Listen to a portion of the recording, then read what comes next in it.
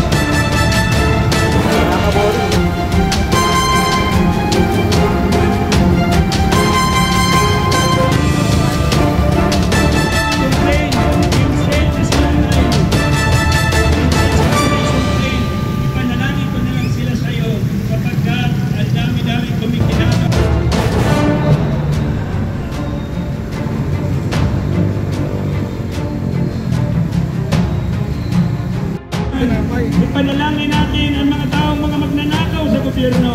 Nanawa sila iwanagan ng Diyos at talikuran na nila ang kanilang korupsyon sa kapatidang dahilan kung bakit nandito tayo ngayon.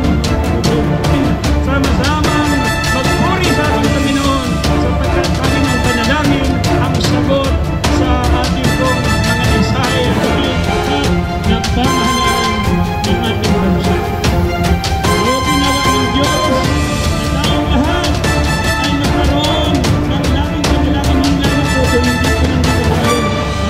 Pagawin sa ating mga tahanan, pagawin natin sa ating mga probinsya, patuloy natin ipanalangin ang ating pong pamahalaan na pagkalooban na tayo ng Diyos ng maayos na gobyerno.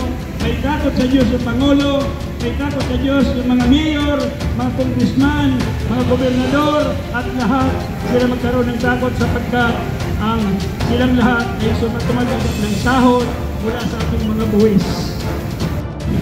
Ay kinukuha na yung pera natin. Pagkatapos, titingnan natin yung VAT sa ibaba. Binayaran po natin yung value added tax. Ipinatong po sa ating mga kababayan ang sobrang buwis na pagdating doon sa gobyerno, sa ating pamahalaan ay ninanakaw lang ng mga upang labanan ang lahat ng uri ng katiwalian na nangyayari sa ating bansa ngayon.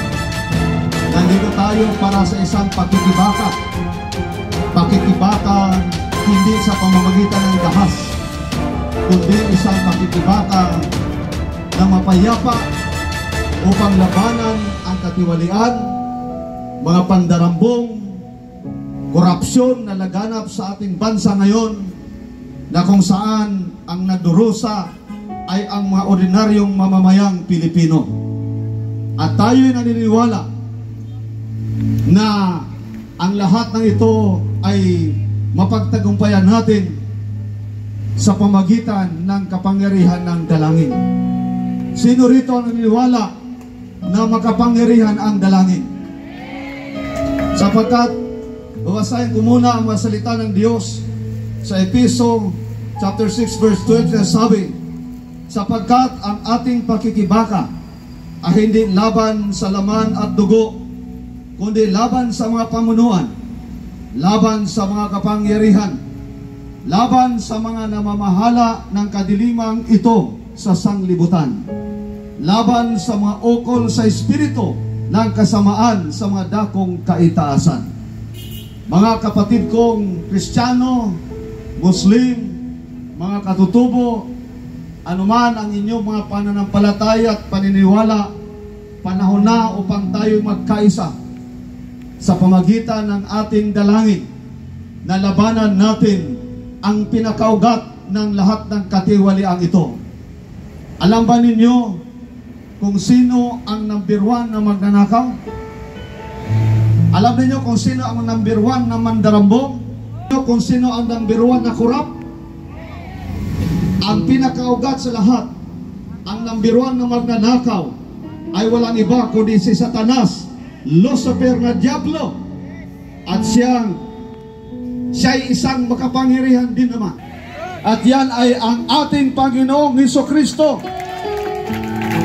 Kaya nandito tayo upang manalangin, upang idulog ang ating mga dalangin sa ating Amang makapangyarihan.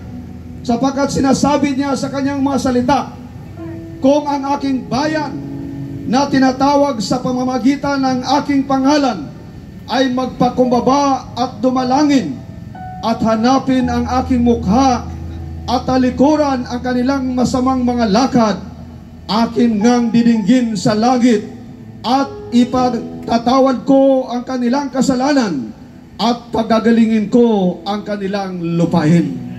Kaya mga kapatid, samahan niyo po sa dalangin na aming gagawin sa gabing ito. Isang dalangin na kung saan tayo ay dudulog sa kapangyarihan ng ating Amang makapangyarihan. Kaya taas po natin ang ating mga kamay, buksan natin ang ating mga puso, at habang nakapikit ang ating mga mata, damhin natin ang Espiritu, ang presensya ng ating Amang makapangyarihan habang kami ay gagawa sa matalaging ito.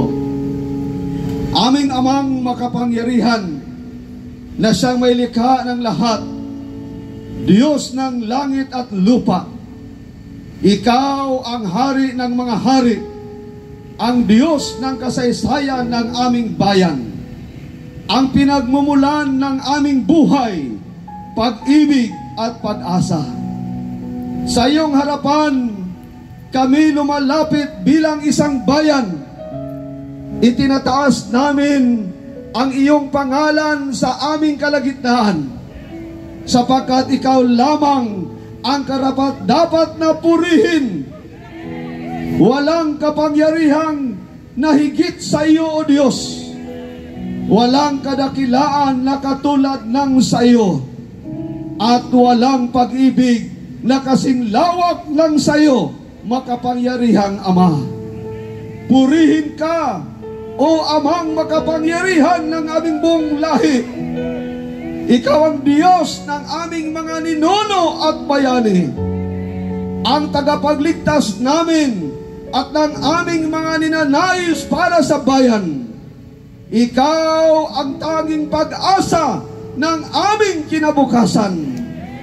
Lahat ng tagumpay ay sa iyo, O Panginoon. Lahat ng kapurihan ay para sa iyo, at lahat ng kalulatian ay iniaalay namin sa iyo, Panan. Ngayon, Amang makapangyarihan, kami po ay nagpapakumbaba at sumasamba sa iyong harapan. Inaamin namin ang aming mga kasalanan bilang isang bansa.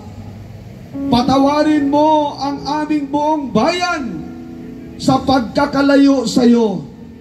Ang puso ng buong bayan na naging matigas, ang mga kamay na nasa kalagitnaan ng aming bayan na naging marumi sa pandaraya, at sa maraming labi sa aming bayan na nanahimik sa harap ng kasamaan.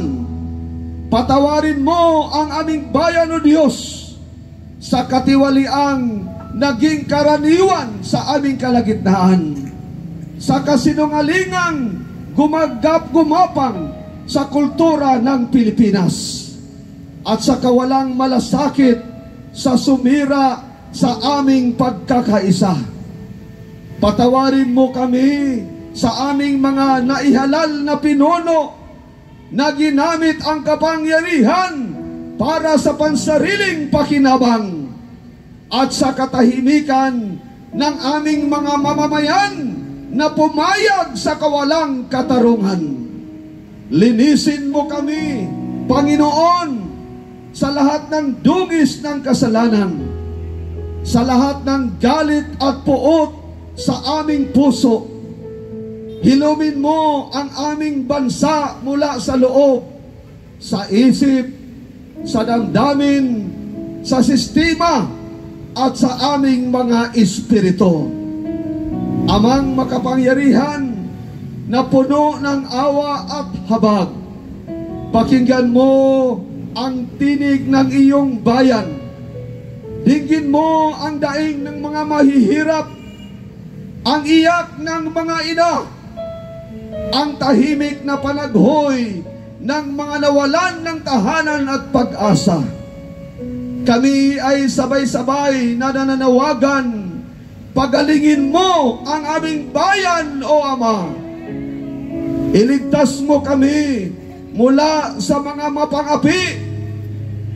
Patigilin mo po ang mga pag-uusig sa mga matuwid, ang paninira sa mga tapat, at ang panggigipit sa mga nagsisilbi ng may dangal. Bigyan mo po ng kalayaan ang mga sumusunod sa iyong kalooban. Iangat mo ang mga marangal na puso at ibagsak mo ang mga sistemang mapanlinlang. Dalhin mo sa hustisya ang mga nang-aabuso upang makita ng bayan na ikaw ang Diyos ng katarungan.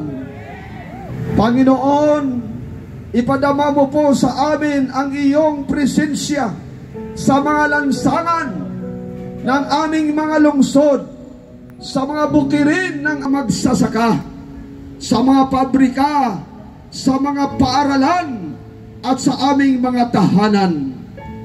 Muling ipakita mo na ikaw ay buhay at kumikilos sa aming kalagitnaan. Amang makapangyarihan, aming Diyos ng pag-asa, bigyan mo po kami ng bagong pangitain para sa Pilipinas, isang bansang marangal at mapagmahal sa kapwa, isang lipunang ang katarungan ay para sa lahat at ang kapayapaan ay tunay na namamayani. Panginoon, ilawan mo ang landas ng aming kabataan na huwag silang malinlang sa ng kasamaan, kundi maging liwanag at pag-asa ng bagong henerasyon. Itanim mo sa kanilang puso ang malasakit, ang tapang at ang pananampalataya at pagkilala sa iyo. Paaralan at mga tahanan bilang mga tanglaw ng katuwiran. Ibalik mo sa bawat Pilipino ang dangal ng paggawa, ang disiplina sa pamumuhay, at ang pag-ibig sa inang bayan. Panginoon, itayo at itaguyod mo po ang isang matuwid na pamahalaan sa aming bayan. Puspusin mo ng banal na takot sa iyo ang aming mga pinuno. Alisin mo ang mga namumurarunungan, ang aming mga mambabatas, ng katapatan ang aming mga hukom, at ng malasakit ang aming mga lingkod bayan. Hayaan mo pong ang bawat batas ay sumasalamin sa iyong katwiran, at bawat desisyon ay magmula sa iyong